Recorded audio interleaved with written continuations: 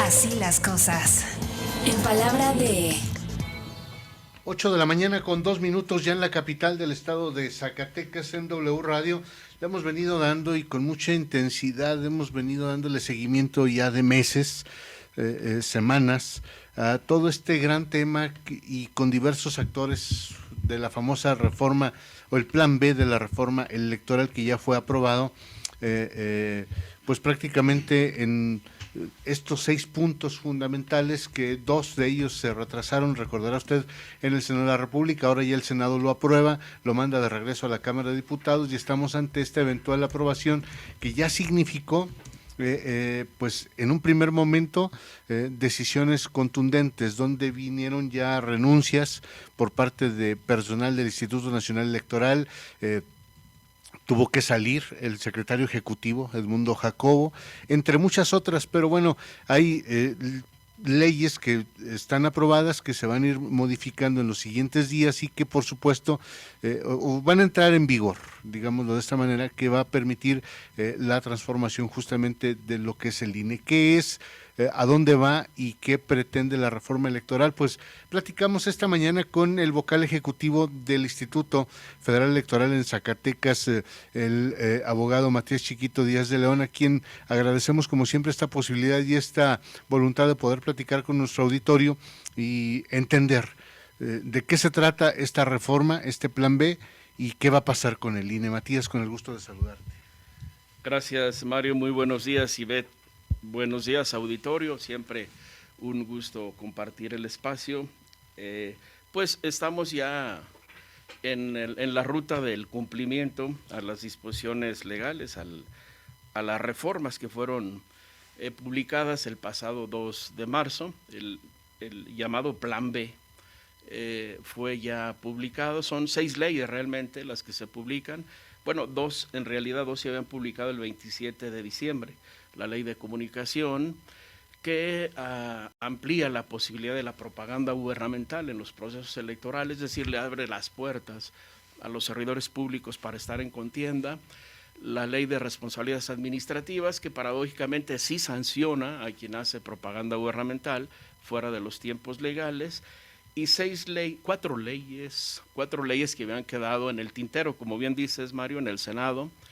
La ley de partidos políticos, la ley de medios de impugnación, la ley orgánica del Poder Judicial de la Federación y la parte sustantiva, que es la que nos afecta más directamente, que es la Ley General de Instituciones y Procedimientos Electorales, la famosa LEGIPE.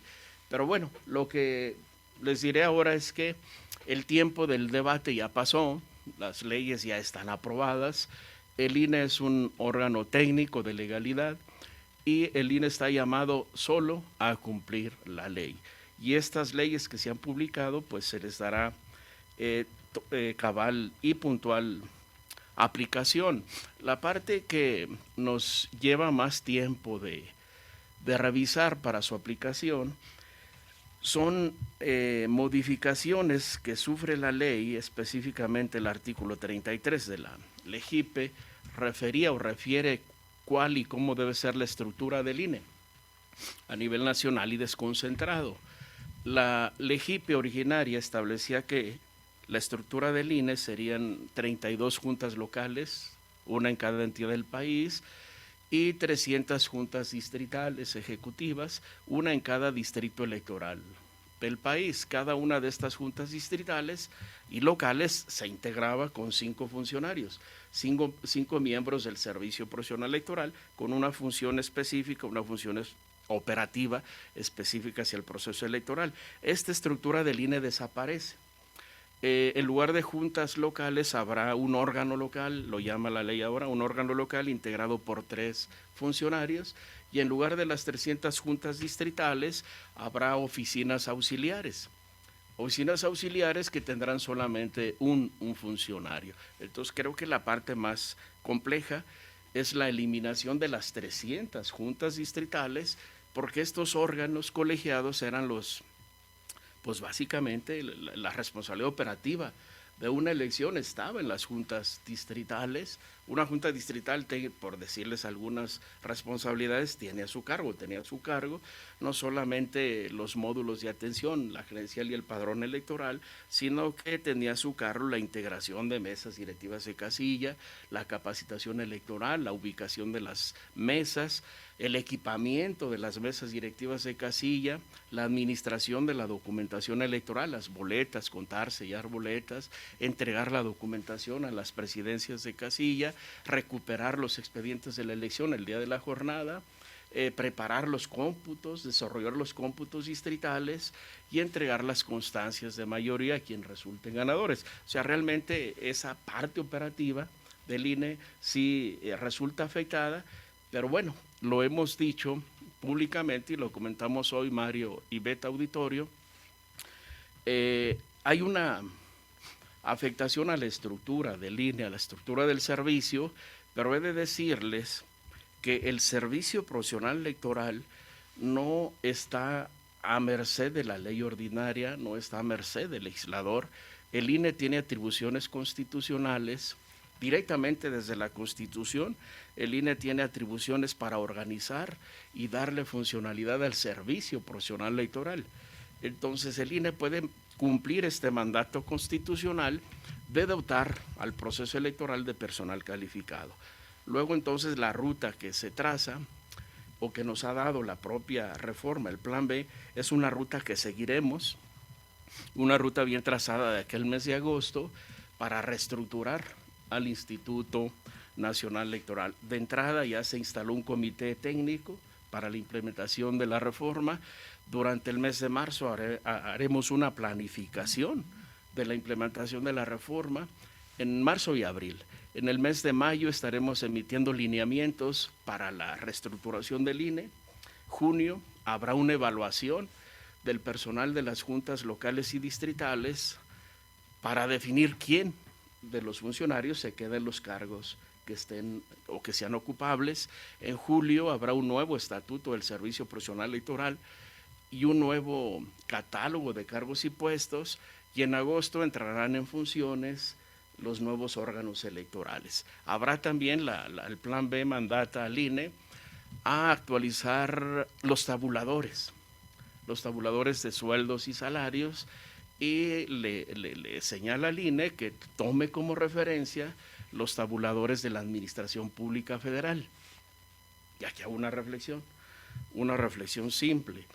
Hay algunos actores políticos, sobre todo desde la Secretaría de Gobernación, creo que en una actitud un poco responsable, que han hecho señalamientos al personal del instituto, al personal operativo, y lo digo porque paradójicamente los promotores de la reforma calculan que con la reforma habría que eliminar privilegios, pero realmente la parte afectada, lo que está afectando el Plan B, es al personal operativo, al personal que hace su trabajo en los procesos electorales y que no es propiamente el que tiene un sueldo como lo imagina el secretario de Gobernación. Solo para que se den una idea, si aplicamos los tabuladores de la Administración Pública Federal para actualizar nuestros tabuladores, yo les diría que el personal del INE podría tener un ingreso mayor al que tiene ahora.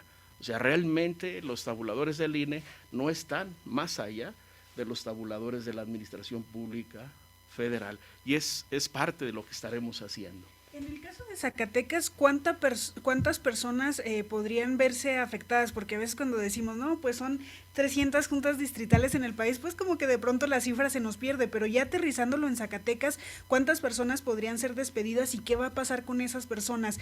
¿Tienen la posibilidad de reincorporarse tras la reingeniería o vislumbran también si habrá pues alguna denuncia por despido o alguna acción legal que puedan tomar las personas? Bueno, va a ser un proceso complejo. A nivel nacional, dices bien, 300 juntas, ¿qué implica? De 300 juntas, decía, cada una se integra con 5 funcionarios, ahora tendrán solo 1. Hay al menos 4 afectados por junta distrital, a nivel nacional son 1,200. En Zacatecas son 18 miembros del Servicio Profesional Electoral quienes estarían siendo afectados por esta reforma electoral. Son 18 vocales, 18 vocalías. No está definido quién, depende de la evaluación del desempeño que se dé en el mes de junio, pero Ivette, Mario Auditorio, esta ley electoral, este plan B, digo que trae algunas virtudes. Por ejemplo, dice expresamente que el proceso de reestructuración del INE debe hacerse respetando siempre los derechos laborales. Luego entonces el personal, estoy viendo la ruta que el INE traza, estaría en posibilidad primero de los llamados retiros voluntarios. Después habría este reacomodo de la estructura. El INE tiene atribuciones de rehacer el catálogo de cargos y puestos. Seguramente a quienes sean objeto de liquidación se nos podrá ofrecer un espacio dentro del servicio profesional electoral. Desde luego las condiciones generales de trabajo serían distintas, pero ya el personal decidirá si se va al proceso de liquidación o se mantiene dentro del Instituto Nacional Electoral. Creo yo que la posibilidad de juicios impugnativos hasta ahora va en dos vías. El personal del Servicio Profesional Electoral ahora, una vez que se publicó el plan B, la reforma electoral, tiene la posibilidad de recurrir en vía de amparo.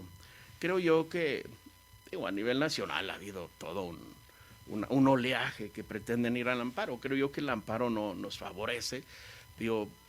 A lo más que nos podría servir es eventualmente mantener los ingresos, pero yo en particular yo les diría, yo no voy al amparo. Yo creo que el amparo no nos es útil. Más bien, creo yo que el INE tiene la posibilidad de mantener una estructura suficiente para el proceso electoral. Si el INE no hace una correcta aplicación de la ley, si no hace una correcta interpretación y aplicación de esta reforma electoral, el personal estaría, sí, en posibilidad de ir en juicio laboral, no contra la ley, sino contra los posibles actos del Instituto Nacional Electoral que vulneren sus derechos. Por ejemplo, la ley, el plan B, no toca a la estructura administrativa, no dice que debamos liquidar a la estructura administrativa. Si el INE pretendiera afectar a la estructura administrativa, el personal puede ir en vía de juicio laboral. Si la reestructuración que se haga del servicio profesional electoral calculamos que no es suficiente para atender un proceso electoral con estándares de calidad como lo hemos hecho, pues igualmente habría la posibilidad de ir en juicio laboral, pero en la vía interna. Creo yo que más que este oleaje de amparos que a nivel nacional se está dando, creo que más bien deberíamos ser prudentes y esperar que el INE haga una correcta aplicación de la ley y en su caso, de haber algún agravio, alguna afectación laboral, desahogarla en la vía propiamente laboral y no en la vía de amparo. Lo digo así porque, les decía hace un momento, los debates ya pasaron, viene la aplicación de la ley y creo que no es legítimo a una institución que es de legalidad, pues estar en procesos litigiosos. Creo que el litigio en todo caso corresponde a los actores políticos. Además el INE, aunque se ha dicho que se van a desahogar todas las vías de impugnación y medios legales, realmente el INE no tiene más que la controversia constitucional. Y la controversia constitucional no es el medio idóneo para impugnar una ley electoral. La única vía para impugnar leyes de carácter electoral son las acciones de inconstitucionalidad y estas solo las pueden promover los partidos políticos o las fracciones, las minorías parlamentarias. Luego entonces al INE, lo que yo digo es que publicada la ley, se acabó el debate, vamos a aplicarla. Hay que aplicar la ley porque esa es nuestra función y ya en lo particular, si algún funcionario resiente algún agravio personal y directo, pues tendría la posibilidad de ventilarlo ahora a través del amparo, si es su deseo, y ya con la aplicación de la ley, con los primeros actos de aplicación, podría ir en la vía laboral. ¿Cuánto le va a costar al INE la liquidación de estas 18 personas, al INE Zacatecas? Bueno, pues habría que presupuestarlo, Mario, porque depende mucho de la antigüedad del personal, hay que decirlo. Yo más he estado haciendo una revisión, el 30% del personal afectado tiene o tenemos más de 30 años de servicio. Yo en lo particular tengo 32 años de servicio en el instituto y le voy a decir los privilegios que tenemos.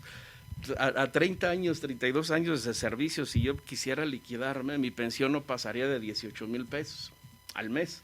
Y no estoy todavía en posibilidad de pensionarme, tengo que seguir trabajando. Esos son los privilegios que tenemos en el INE. Entonces el personal realmente estaría a expensas de sus prestaciones que el ISSSTE le proporcione, y a decirle inclusive quienes están en cuentas individuales. Hay gente que tiene 30 años de servicio, pero si están en cuentas individuales no tienen derecho a una pensión todavía no logran esa posibilidad. De estas 18 personas que seríamos objeto de liquidación, dependiendo del ingreso, de la antigüedad, yo he calculado un promedio de ¿qué le diré? De 25 a 30 millones de pesos, lo que es el estado de Zacatecas. A nivel nacional, creo que sería un cálculo mayor a los 2,000 millones de pesos, porque son más de 1,200 funcionarios, son 1,264 funcionarios los que hay que liquidar, y entre 2,000 y 2,500 millones de pesos en el contexto nacional, 25 o 30 millones en el estado de Zacatecas. Finalmente, Matías, se nos vino el tiempo encima, pero preguntarte a ti como vocal ejecutivo del INE en Zacatecas, con esta explicación que nos das, ¿está en riesgo la elección del 2024 en su organización? Mira, no es calculable el propósito del legislador. ¿A dónde va el legislador con esta reforma? Alguna vez lo había comentado y lo comentaba con ustedes. En 1990 que se creó el IFE fue dotado de personal de carrera, personal profesional. Podríamos concluir de manera simple que en aquellos años el antídoto al fraude fue el servicio civil de carrera, el servicio profesional electoral. Si ahora hay una reforma que pretende afectar el servicio profesional electoral, pues preguntémonos cuál es la ruta de los actores políticos.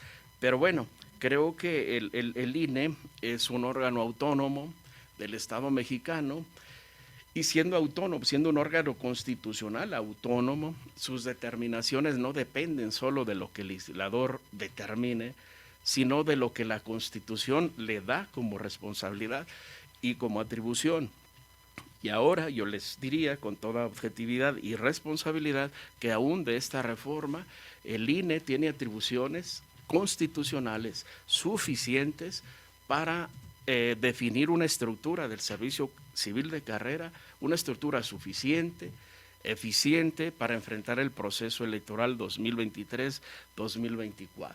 Si el legislador pretendía poner en riesgo el proceso electoral, creo que el INE tiene la posibilidad suficiente para restaurar la estructura y evitar cualquier afectación al proceso electoral. Es decir, la gran responsabilidad ahora está en nosotros, está en el Instituto Nacional Electoral, y de los actos que el INE tome, de las decisiones que tome de aquí al mes de agosto, que es el proceso para implementar la reforma, dependerá la fortaleza con la que lleguemos al proceso electoral 23-24. Insisto, el debate ya pasó, pongámonos a trabajar y hagamos una correcta aplicación de la ley, y el proceso electoral estará asegurado. Mario y Beth, auditorio, no es el caso de que porque llega Juan o Pedro al INE vaya a haber fraude electoral. Hablar o decirlo así es desdeñar el desempeño del personal del instituto.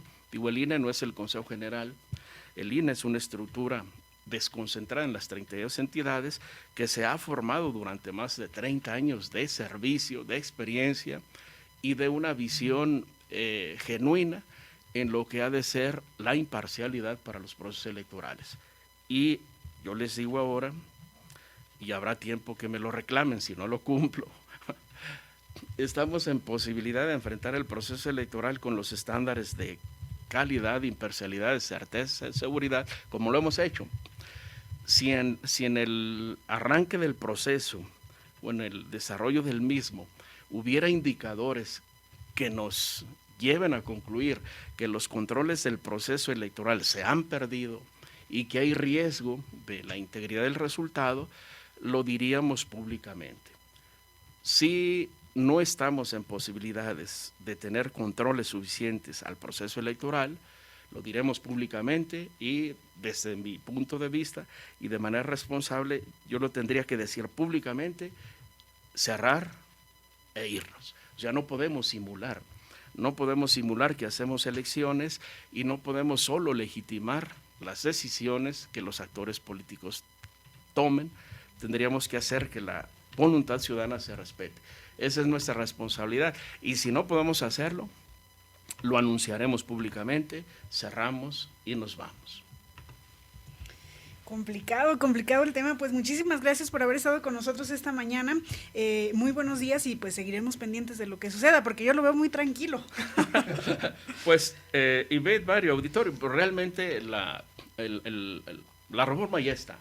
Insisto, ya no hay tiempo de debate, ni tampoco es tiempo, Ivette, Mario, creo yo, de que el INE tenga que asumir un discurso, tomar banderas y lemas de los actores políticos.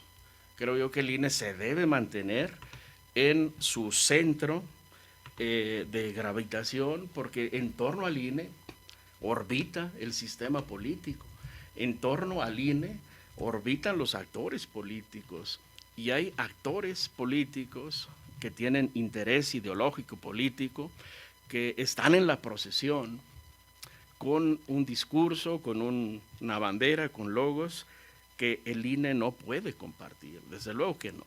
Digo, no podemos seguir la misma ruta que en el contexto nacional lleva, por ejemplo, un Claudio X González. Digo, ellos tienen una posición de contienda, ellos están dentro de la contienda política y es respetable y es genuina, pero ellos lo deben hacer en su ámbito.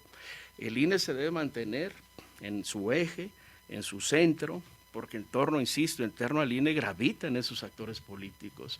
Si el INE sale a la procesión, creo que perdemos y hacemos que se pierda el sistema político, el sistema electoral, porque las piezas se colapsan, hay una afectación. Entonces, respetamos desde luego la actuación de los actores políticos, es su papel, esa es su función, pero el INE debe mantenerse en un centro de imparcialidad sin exceder los límites del arbitraje.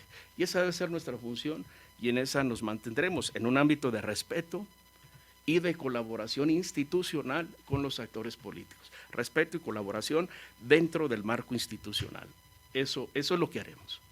Muy bien, pues, estimado Matías, muchas gracias y seguiremos platicando. Muy buenos días. Mario, Ivette, auditorio, muchas gracias.